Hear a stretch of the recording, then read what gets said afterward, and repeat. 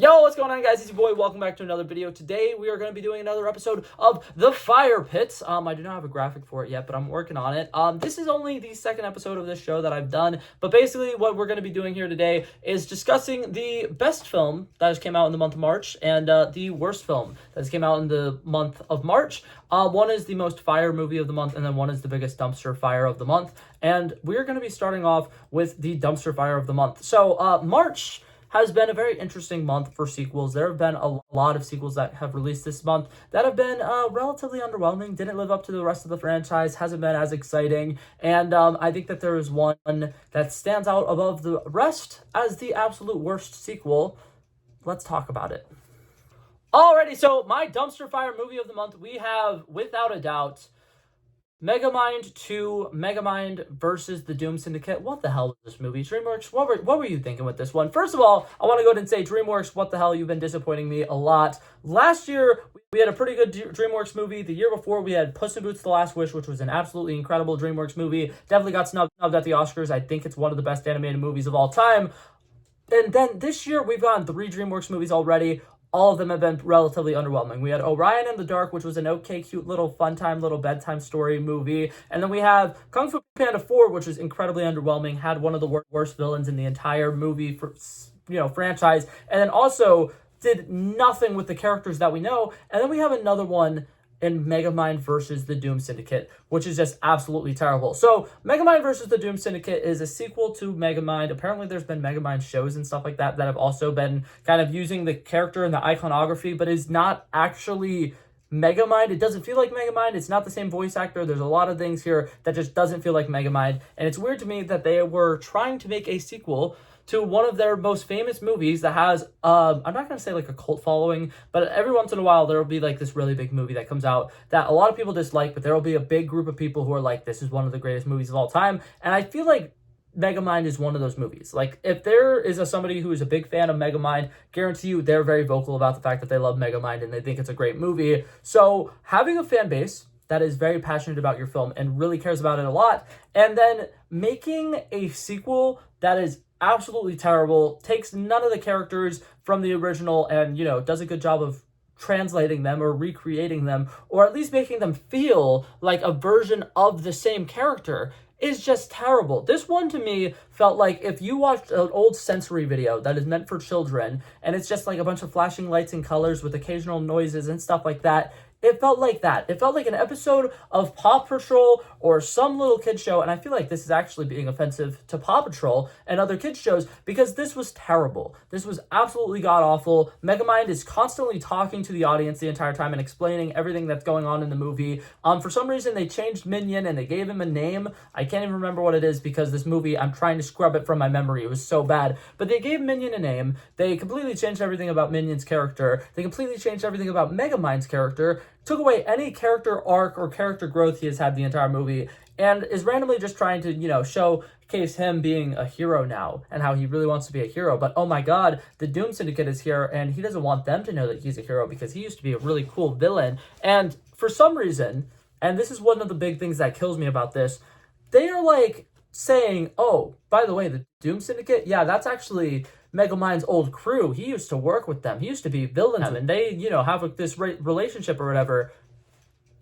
The original Megamind movie, one of the biggest character traits about Megamind is that he is a loner. He's been alone his entire life. He's always struggled with being alone. The only person who he's ever had with him is Minion, but he feels like Minion isn't even really that good of a companion because it's somebody who's kind of like sent there with him from birth. Like, it's not even like a friend that he made while he was alive. It's somebody who's literally, their job is to be his minion and to serve him and to be there for him. So he's a loner. He's somebody who's always been alone, has always felt like he needed to be the villain because he's alone and he's destined to be alone, and he had a bad upbringing in prison.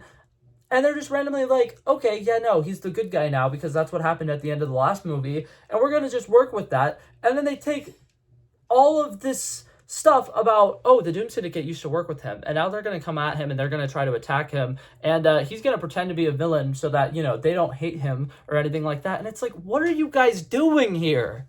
This is terrible. If you're going to make a sequel, Put time and effort into it. Put resources into it. Get people who actually cared about the project and maybe people who worked on the first project and get them into this. This is terrible.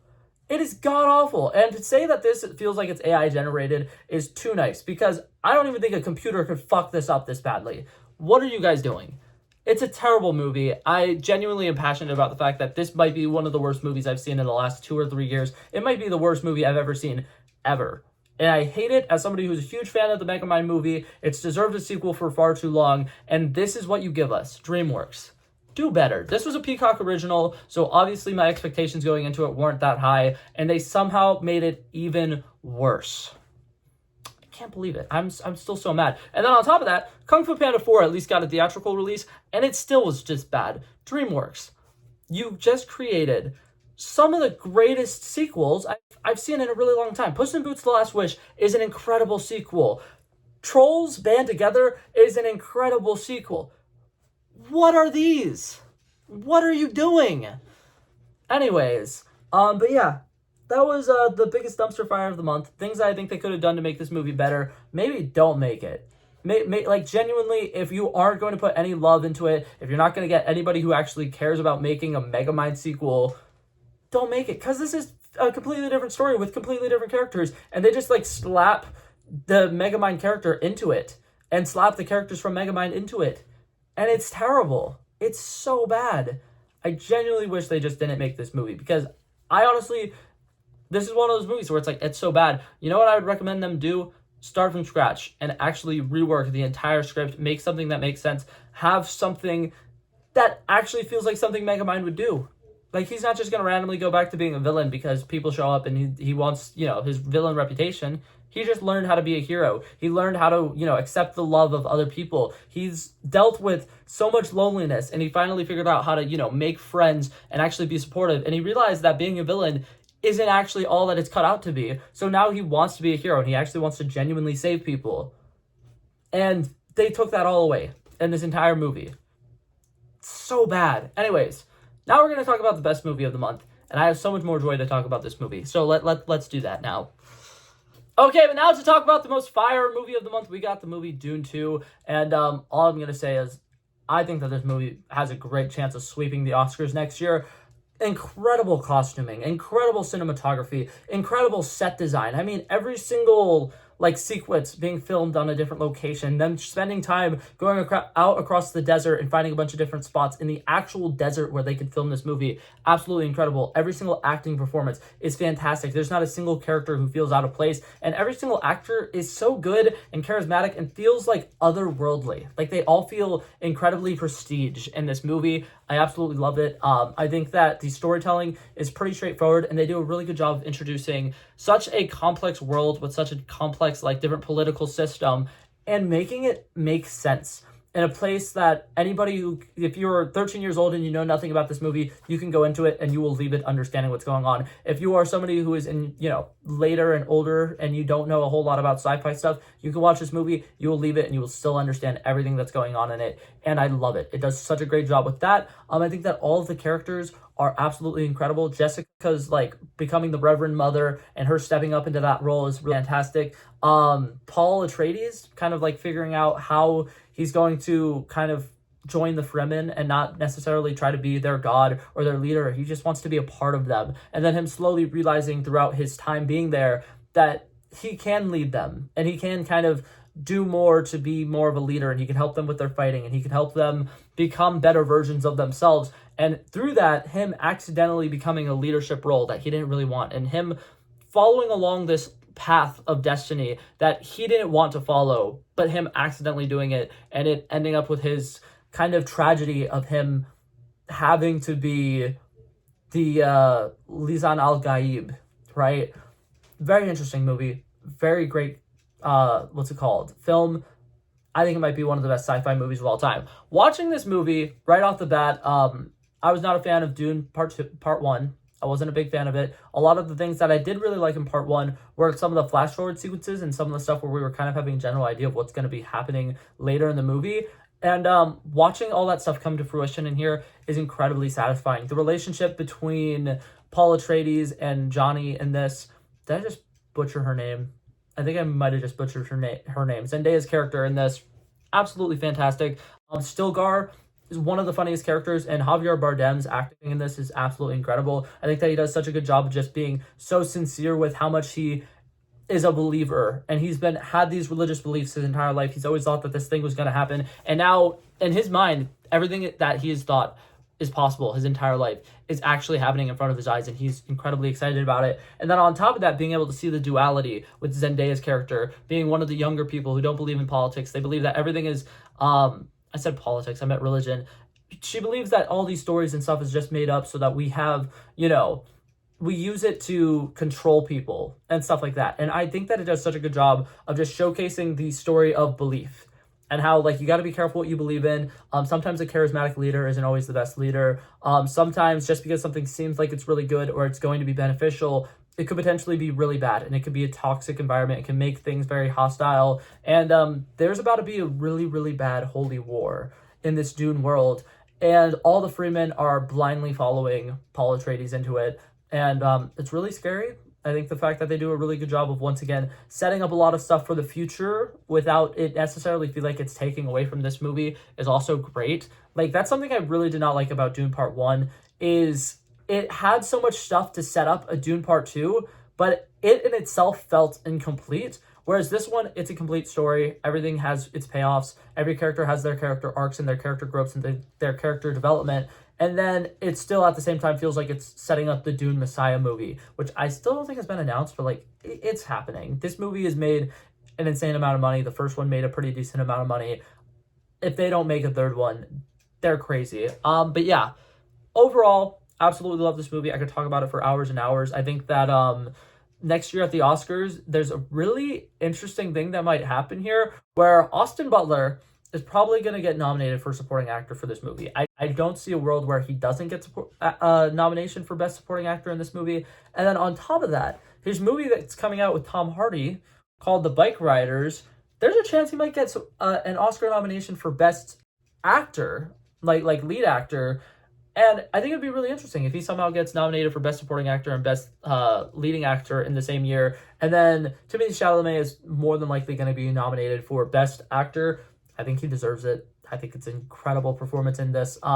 Him being the chosen one and everything that he does in this movie is just incredible. He has great chemistry with literally every single person he performs with. He has such a great presence. His monologue that he does in another language, he does it so naturally, so fluently that I remember watching the monologue that he's doing in another language while the movie's happening. And obviously you're reading the subtitles so you know what's going on. But I remember reading it and being so impacted by it and being like, oh my God, that is one of the best monologues I've ever heard. And then later I went home and I saw a TikTok about somebody talking about how he did a monologue in a whole other language. And I was like, I had no idea what he was talking about. And the movie was so good that I read an entire paragraph of a monologue and didn't even notice that I was reading it because that's how good the acting was. That's how much I was like engaged in the film.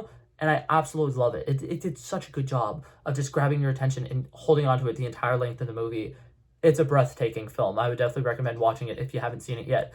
But yeah, Timothée Chalamet is more likely going to be nominated for Best Leading Actor. I would not be surprised if Zendaya gets nominated for Best Actress or Best Supporting Actress in this. I don't know.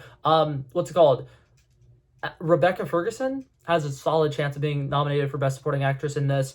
And then Javier Bardem, I don't know if I've said him yet or not, Best Supporting Actor. And I think that that's so interesting that all of these characters could potentially be up against each other for these Oscars for Best Actor and Best Supporting Actor and all this stuff. I genuinely think Dune is going to win so many Oscars because I'm going to go through the list real quick. Best costume design, probably. Best set design, probably. Best visual effects, most definitely. Best sound design, most definitely. The score, I wouldn't be surprised if it wins it for the score. It's an incredible score. Best director, probably. Best actor, probably. Best supporting actor, most likely. Now the actresses ones, I'm a little more iffy on, but like lead actress Zendaya, possible. Supporting actress Rebecca Ferguson, like I just said, totally possible. Best overall film, pretty possible. That's 11 right there that I think they have a really solid chance of getting. So I don't know. I think that there's a good chance that they sweep the Oscars next year. But yeah, that being said, that's it for this video, guys. Thank you guys so much for coming by and checking it out. I love and appreciate you guys so much for watching. If you liked it, feel free to like and subscribe. And feel free to leave a comment down below if you guys think that there was a better movie that came out in March. I have not had a chance to see a couple of movies that came out in March. So if there's one that you think was somehow better than Dune Part 2, feel free to let me know down below. And then on the other side of that, if there's ones that you think were somehow worse than the, what's it called, Megamind 2 movie, feel free to let me know down below as well, because I think it's really interesting and I love having conversations about this stuff. So that being said, I'm gonna head out now. Peace out. Bow, bow, bow. Back at it again, but that's a relevant flow. So smooth, they calling me Mr. Elegant. Like an elephant, I got a long nose. Like a president, I've got a few hoes. Swift with a stutter, I'm smooth like butter. Don't see it coming when I slip undercover. Like a big dog, but I don't bite. I'm still a big broad, I'd win that fight. Come match you and I knock out your lights.